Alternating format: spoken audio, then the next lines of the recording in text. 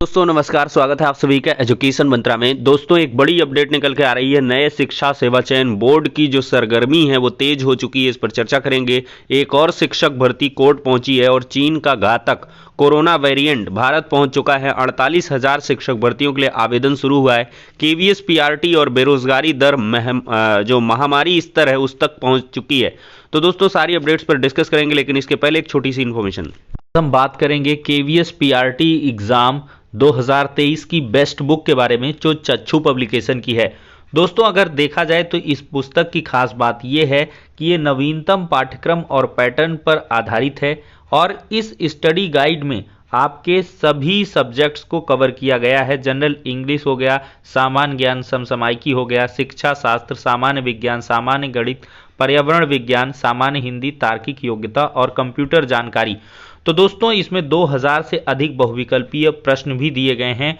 तो देर किस बात की है, चक्षु पब्लिकेशन की इस बेस्ट बुक के साथ अपनी प्रिपरेशन को बूस्ट करें।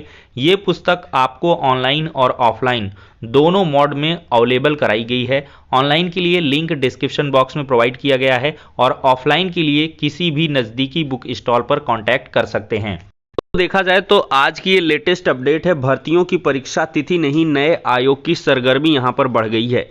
दोस्तों देखा जाए तो प्रदेश में बेसिक से लेकर, यहां पर साफ तौर पर देख सकते हैं, प्रदेश में बेसिक से लेकर उच्च शिक्षण संस्थानों में शिक्षकों व कर्मचारियों की भर्ती के लिए उत्तर प्रदेश शिक्षा सेवा चयन आयोग के गठन की सरगर्मी एक बार फिर से बढ़ गई है। इस नए आयोग का मसौदा पहले ही कैबिनेट से पास हो चुका है, अब बस गठन की देरी है। सहायता प्राप्त महाविद्यालयों में असिस्टेंट प्रोफेसर के 1017 और एडेड कॉलेजों में शिक्षकों के 4163 पदों पर भर्ती के लिए आवेदन लेने के महीनों बाद परीक्षा तिथि घोषित न होने का यह एक प्रमुख कारण माना जा रहा है।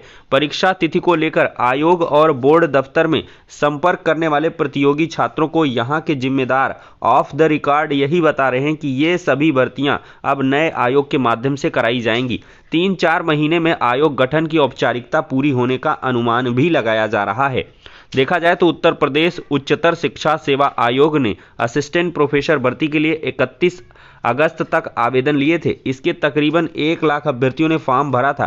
परीक्षा तिथि घोषित करने की मांग को लेकर अभ्यर्थी कई बार आयोग पर प्रदर्शन कर चुके हैं, लेकिन अब तक परीक्षा तिथि को लेकर स्थिति साफ नहीं हो रही है। इसी प्रकार देखा जाए तो उत्तर प्रदेश माध्यमिक शिक्षा सेवा चयन बोर्ड टीजीटी पीजीटी के लिए 16 जुलाई तक आवेदन लिए थे और इसकी परीक्षा तिथि भी अब तक घोषित नहीं हुई है। मतलब साफ समझा जा रहा है कि यहाँ पर फरवरी में जो टीजीटी पीजीटी 2022 एग्ज़ाम है वो 100% नहीं होगा।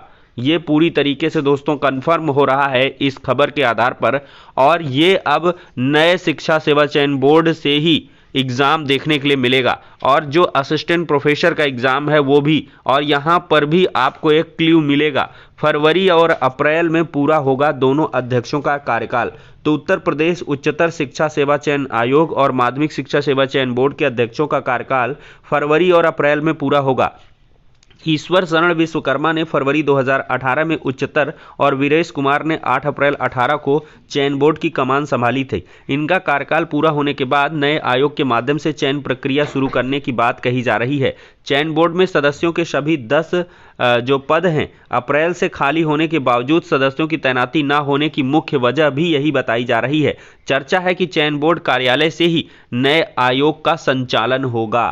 तो ये एक बहुत बड़ी पुख्ता खबर निकल के आ रही है दोस्तों कि कुल मिलाकर जो आपका एग्ज़ाम है टीजीटी पीजीटी का, ये मई जून में जा रहा है। मैंने आपको कई बार बताया है कि अगर ये फरवरी में नहीं होगा तो फिर बोर्ड एग्ज़ाम और तमाम सारी आपाधापी वाली चीज़ें, फिर चयन बोर्ड के जो अध्यक्ष साहब हैं उनका कार्यकाल समाप्त हो जाएगा, नए आएंगे और फिर गठन होगा नए तरीके से। तो मई जून तक आप समझ लीजिए कि टीजीटी पीजीटी 2022 का एग्ज़ाम होगा। इसी प्रकार से असिस्टेंट प्रोफेसर का भी एग्ज़ाम होगा। और दोस्तों जो 51,000 नई प्राथमिक शिक्षक भर्ती की भी बात कही जा रही है, वो यही नई बात है कि इसका भी जो विज्ञापन है नए शिक्षा सेवा चयन बोर्ड से आएगा, और ये आपका मई जून में बताया जा रहा है कि लगभग अप्रैल मई में। तो ये अप्रैल में क्या, ये मई जून तक शिफ्ट हो जाएगा और लगभग जुलाई अगस्त तक आपका एग्ज़ाम देखने के लिए मिलेगा। और तभी ये 2024 के इलेक्शन का एक मुद्दा बन सकती है। 51,000 प्राथमिक शिक्षक भर्ती इलेक्शन चूंकि 2024 में है और उसके पहले भी अगर 51,000 भर्ती का विज्ञापन जारी होता है तो एक बहुत बड़ा रोजगार को लेकर इम्पैक्ट देखने के लिए मिलेगा। 2017 से दोस्तों चयन बोर्ड के गठन की जो कवायद है वो चल रही है और भाजपा सरकार बनने के बाद शिक्षा सेवा चयन आयोग के गठन की कवायद शुरू हुई थी। उस समय देखा जाए तो उच्चतर और चयन बोर्ड के अध्यक्षों व सदस्यों से इस्तीफा भी लिया गया था, लेकिन बाद में आयोग का गठन नहीं हो सका और फिर से अध्यक्ष व सदस्यों को तैनात करते हुए भर्ती प्रक्रिया शुरू कर दी गई थी। तो दोस्तों 51,000 शिक्षक भर्ती में थोड़ी देर ही है, लेकिन आप लोग तैयारी करते रहें और एक यूपी टेट भी इसी बीच हो सकता है और यूपी टेट भी शायद जो है नए आयोग के माध्यम से करवाया जाए। नए आयोग के माध्यम से नहीं, चूंकि वो तो सुपर टेट में काफ़ी देर हो जाएगा, लेकिन कुल मिला के एक नई संस्था मैं कह सकता हूँ वो करवा सकती है यूपी टेट, महानिदेशक साहब ने जो कहा था। और अगर बहुत कुछ देर होगा तो फिर सीधे से यही अपना जो है पीएनपी करवा लेगा। दोस्तों चयन बोर्ड की एक और भर्ती पहुंची है कोर्ट। प्रशिक्षित स्नातक शिक्षक टीजीटी और प्रवक्ता संवर्ग पीजीटी 2021, प्रधानाचार्य भर्ती 2011, कानपुर मंडल प्रधानाचार्य भर्ती 13 का परिणाम कोर्ट के आदेश के चलते देने वाले उत्तर प्रदेश माध्यमिक शिक्षा सेवा चयन बोर्ड के विरुद्ध एक और भर्ती मामले में याचिका दाखिल हो चुकी है।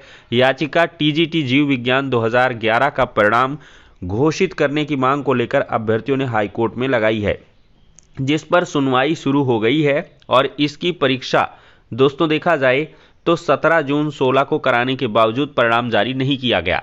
11 में टीजीटी भर्ती के लिए विज्ञापन जारी किया गया। इसमें जीव विज्ञान के 83 पद शामिल थे। जून 2016 में परीक्षा के बावजूद परिणाम घोषित न होने पर अभ्यर्थी कई बार चयन बोर्ड पर प्रदर्शन कर परिणाम की मांग भी कर चुके हैं। तो दोस्तों कुल मिला के कोर्ट में अब याचिका दाखिल हो चुकी है, सुनवाई भी हुई है। अब देखते हैं कि इसमें क्या कुछ फैसला आएगा। दोस्तों बेरोजगारी दर दिसंबर में महामारी वाले स्तर तक पहुंच चुकी है। देश में रोजगार के अवसरों की कमी आई है। दिसंबर महीने में देश में बेरोजगारी दर अब तक सबसे ऊंचे स्तर पर पहुंच गई है। दिसंबर के पहले 3 हफ्तों में बेरोजगारी दर 8% से ज़्यादा रही है। Centre of monitoring Indian economy के मुताबिक 18 दिसंबर को खत्म हुए सप्ताह में शहरी क्षेत्र में बेरोजगारी दर रिकॉर्ड 10.9% तक पहुंची है। इस अवधि में ग्रामीण बेरोजगारी स्तर 8.4% रही है, जबकि नवंबर में यह मात्र 7.6% तक ही थी। सेवा क्षेत्र की 77% कंपनियां भर्ती करेंगी। तो टीम लीज की ताजा रिपोर्ट में संकेत है कि जनवरी से मार्च की चौथी तिमाही में भारत में नौकरियों के अवसर पैदा होते रहेंगे। खासकर सर्विस सेक्टर की 77% कंपनियां हायरिंग की योजना बना रही हैं।